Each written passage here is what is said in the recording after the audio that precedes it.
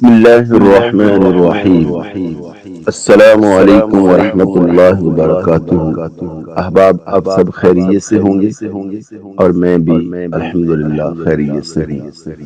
بہت سارے دوست احباب یہ پوچھتے ہیں کہ کوئی مشکل ہے، پریشانی ہے، مصیبت ہے، کوئی حاجت ہے تو وظیفہ کون سا کیا جائے۔ ظاہر ہے کہ مشکلات، پریشانیاں یہ انسانی زندگی کا حصہ ہے، اور ایک مسلمان کو ہر مصیبت میں، پریشانی میں اور اپنی حاجت میں اور اپنی ضرورت کے لیے اپنے اللہ سے رجوع کرنا چاہیے۔ قرآن پاک جو کہ اللہ کا کلام ہے، اس میں تمام مشکلات اور پریشانیوں کا حل ہے اور ایک مکمل نصاب زندگی ہے۔ اس کی تعلیمات پر عمل پیرا ہو کر ہم کامیاب زندگی گزار سکتے ہیں۔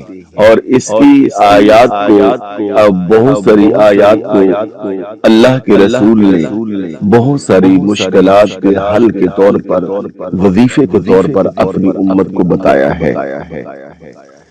تو آج ہم آپ کو ایک ایسی آیت مقدسہ بطور وظیفہ جو رسول کریم صلی اللہ علیہ وآلہ وسلم نے بتائی ہے، وہ آپ کو بتاتے ہیں۔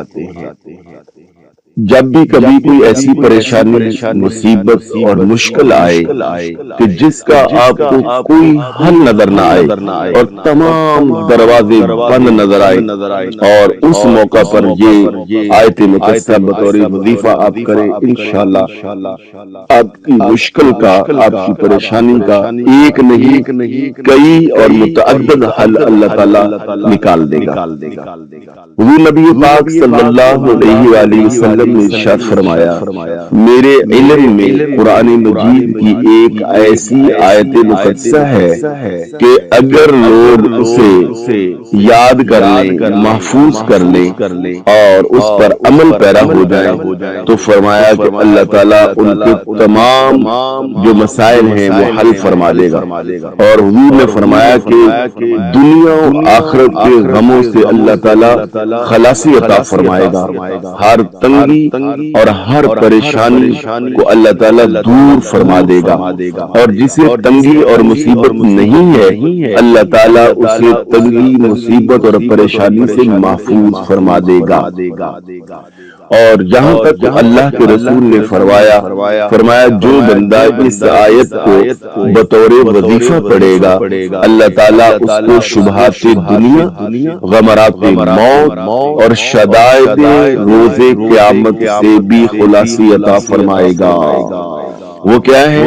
دنیا کی زندگی میں کامیابی کے لیے یقین اور ایقان کا ہونا بڑا ضروری ہے۔ شکوک و شبہات سے پاک زندگی اور پاک ذہن کا مل جانا اور ہو جانا، یہ اللہ تعالیٰ کی بہت بڑی رحمت ہے۔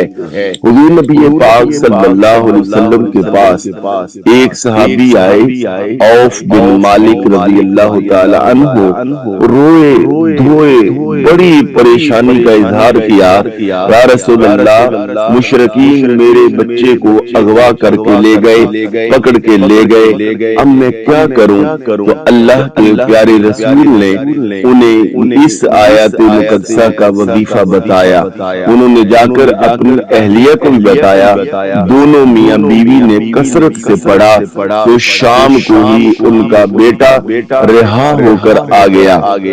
اللہ نے مشرکین پر ایسی غفلت طاری کی کہ وہ نہ صرف خود آیا بلکہ 4000 بکریاں بھی ساتھ لے آیا، اور پھر حضور کی بارگاہ میں آ کر بتایا، تو اللہ کے پیارے رسول نے بھی اللہ کا شکر ادا کیا۔ تو الحمدللہ ہم اس آیت مقدسہ سے سال سے اکتساب فیض کر رہے ہیں۔ جو بندہ صبح شام اس اس آیہ مقدسہ کو 3 مرتبہ پڑھ لے، 3 مرتبہ صبح نماز فجر کے بعد اور 3 مرتبہ رات عشاء کی نماز کے بعد اول آخر 11 مرتبہ درود پاک پڑھ لے، اور پھر 3 مرتبہ درمیان میں اس آیہ مقدسہ کو پڑھنے کا معمول بنا لے، اللہ تعالیٰ اس کی ساری پریشانیاں دور فرماتا ہے، اور بہت ساری مشکلات سے ہی آنے سے پہلے ہی اللہ تعالیٰ وہ اس بندے کو محفوظ رکھتا ہے۔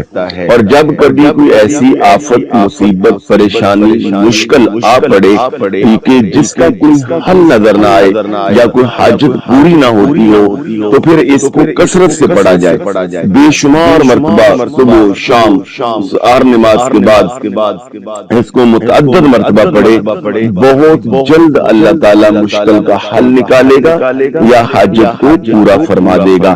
وہ وظیفہ کیا ہے غور سے سنیے، اور میں یہ بھی گزارش کروں گا کہ خود بھی اس وظیفے کو کریے اور پڑھیے، اس پہ عمل پیرا ہوں، اور اس کو دوسرے دوست احباب اور عزیز و اقارب تک بھی اس کو شیئر کیجیے، ان تک پہنچائیے، تاکہ مخلوق خدا کا بھلا ہو سکے۔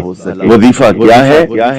پارہ نمبر 28 سورہ طلاق اور اس کی آیت نمبر 2۔ مگر جب وظیفہ کرنا ہے تو آیت نمبر 1 کا بھی آدھا حصہ ساتھ شامل کرنا ہے، اور اس کو آپ آغاز میں شروع میں دیکھ کر بھی قرآن مجید سے پڑھ سکتے ہیں، اور بعد میں انشاءاللہ بہت جلد یہ آپ کو آیہ مقدسہ یاد ہو جائے گی۔ وہ آیت کون سی ہے؟ سورہ طلاق پارہ نمبر 28، اس کی آیت نمبر 2 ہے، مگر آیت نمبر 1 کا بھی آدھا حصہ اس میں شامل کرنا ہے۔ اعوذ باللہ من الشیطان الرجیم، بسم اللہ الرحمن الرحیم، ومن يتق اللہ یجعل له مخرجا ويرزقه من حيث لا يحتسب ومن يتوکل علی اللہ فهو حسبه ان اللہ بالغ امرہ قد جعل اللہ لكل شیء قدرا۔ یعنی آیت نمبر 1 کا حصہ یہاں سے شروع کرنا ہے، ومن يتق اللہ یجعل له